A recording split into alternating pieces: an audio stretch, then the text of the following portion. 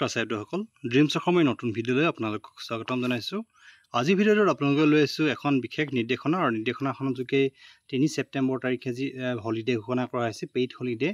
এই নিৰ্দেশনাখন আহিছে government of Assam labour welfare department labour branch Janata Bhawan Dispur Guwahati ordered by governor notification date দেখিছে আপোনালোকে Dispur 29 August 2025 order number E285694/257.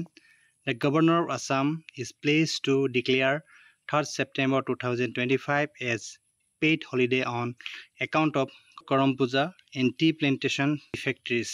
যেহেতু চাবিসকল কৰম পূজা উপলক্ষে 3 ছেপ্টেম্বৰ তাৰিখে পেইড হলিডে ঘোষণা কৰিছে আৰু এইখন নিৰ্দেশনা আহিছে governor of Assam order by governor of Assam. যেহেতু গভৰ্ণৰ অফ আছামৰ পৰা এইখন নিৰ্দেশনা প্ৰকাশ পাইছে, যেহেতু কৰম পূজা উপলক্ষে 3 ছেপ্টেম্বৰ তাৰিখে আজি পেইড হলিডে ঘোষণা কৰিছে আৰু এইখন যি অৰ্ডাৰ এই নিৰ্দেশনাখনত ডিজিটেলি চাইন কৰিছে Abhijit the director of welfare department. দেখিছে আপোনালোকে চাবিসকল এই নিৰ্দেশনাখন যোগেদি 3 ছেপ্টেম্বৰ তাৰিখে যি পেইড হলিডে ঘোষণা কৰিছে।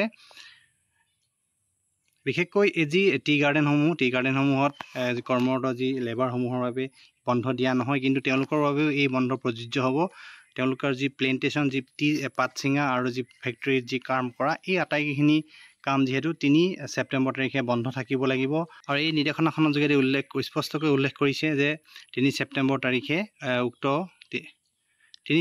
তাৰিখে যিহেতু পেইড হলিডে ঘোষণা কৰিছে আৰু কাম কৰিলেও বা কাম নকৰিলেও তেওঁলোকে দৰমহা লাভ কৰিব বুলি উল্লেখ কৰিছে এই বিশেষ নিৰ্দেশনাখনত। চাবিসকল ভিডিঅ'ত ইমানখিনি আছিলে। ভিডিঅ'টো শেষলৈকে চাই থকাৰ বাবে আপোনালোকক পুনৰবাৰ ধন্যবাদ জনালোঁ।